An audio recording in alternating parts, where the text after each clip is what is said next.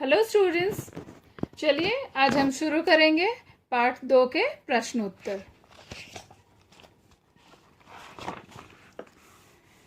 लिखने की बारी, उत्तर दीजिए।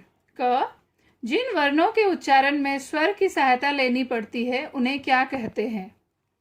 जिन वर्णों के उच्चारण में स्वर की सहायता लेनी पड़ती है उन्हें व्यंजन कहते हैं।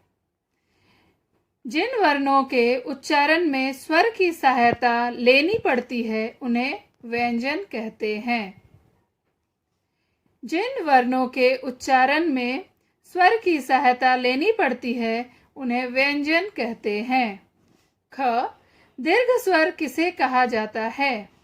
जिन स्वरों के उच्चारण में हर्ष स्वर के उच्चारण से दुगना समय लगता है उन्हें दीर्घ स्वर कहते हैं।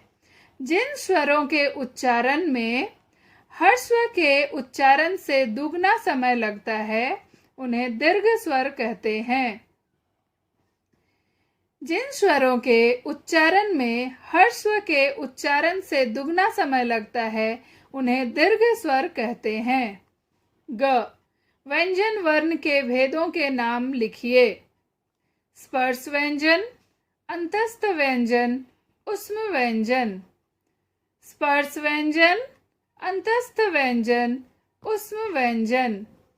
स्पर्श व्यंजन, अंतस्थ व्यंजन, ऊष्म व्यंजन। घ, संयुक्ताक्षर किसे कहा जाता है? जब दो व्यंजन मिलकर लिखे या बोले जाएं, तब पहला व्यंजन स्वर रहित होता है। इस प्रकार जुड़े व्यंजनों को संयुक्ताक्षर कहते हैं। जब दो व्यंजन मिलकर लिखे या बोले जाएं, तब पहला व्यंजन स्वर रहित होता है। इस प्रकार जुड़े व्यंजनों को संयुक्ताक्षर कहते हैं। जब दो व्यंजन मिलकर लिखे या बोले जाएं, तब पहला व्यंजन स्वर रहित होता है। इस प्रकार जुड़े व्यंजनों को संयुक्ताक्षर कहते हैं। प्रश्न 2, इन मात्राओं से बने दो दो शब्द लिखिए। क, बड़ी ऊ की मात्रा, चूहा, सूरज। ख, आ की मात्रा, बाजार, गाजर। ग, री की मात्रा, तृण, कृपा। जरूरी नहीं कि आप यही शब्द लिखें, आप अपने से भी सोच करके लिख सकते हैं। ठीक है, चलिए आगे। ग, सोचने की बारी, भाषा कौशल। आपको बताना है प्रश्न 1 में सही या गलत लिखिए। क, प वर्ग के व्यंजन है प, फ, ब, भ, म। सही। श बना है क और तालिबश के मेल से। गलत। किससे बनता है? क और पेट काटा मूर्धन्य ष के मेल से।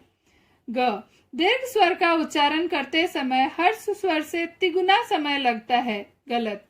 कितना लगता है? दुगुना समय लगता है।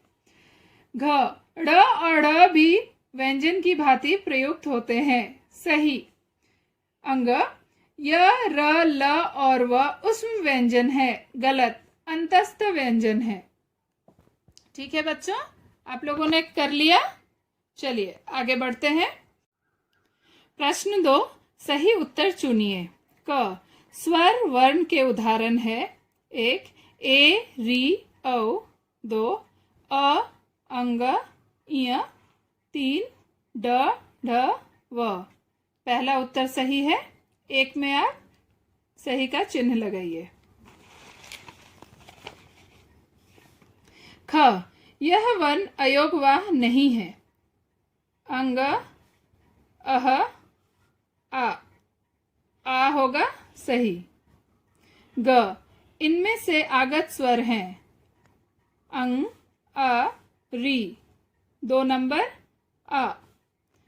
घ, क से लेकर म तक के वर्ण कहलाते हैं। स्पर्श व्यंजन, अंतस्थ व्यंजन, ऊष्म व्यंजन। स्पर्श व्यंजन।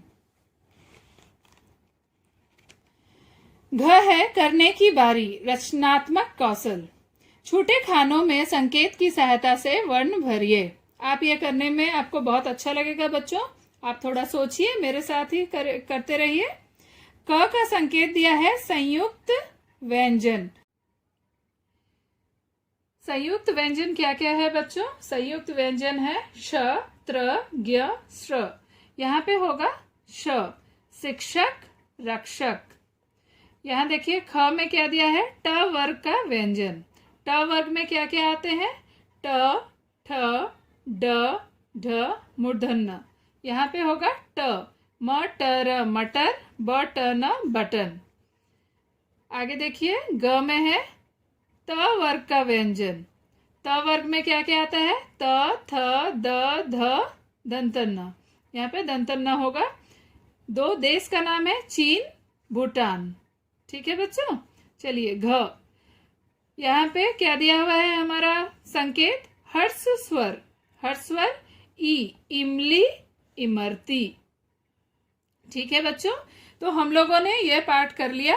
क्वेश्चन नंबर 2 यहाँ पे जो दिया हुआ है, प्रश्न 2, इसे आप पढ़िए, करने की चेष्टा कीजिए। बहुत ही आसान है, आप थोड़ा पढ़ेंगे तो कर लेंगे। और आपको क्या करना है, इन सभी प्रश्नों को अपनी हिंदी व्याकरण की कॉपी पर प्रश्न उत्तर लिखना है। तो आप अच्छे और साफ अक्षरों में लिख करके रखिए। हम नेक्स्ट वीडियो में नया चैप्टर शुरू करेंगे।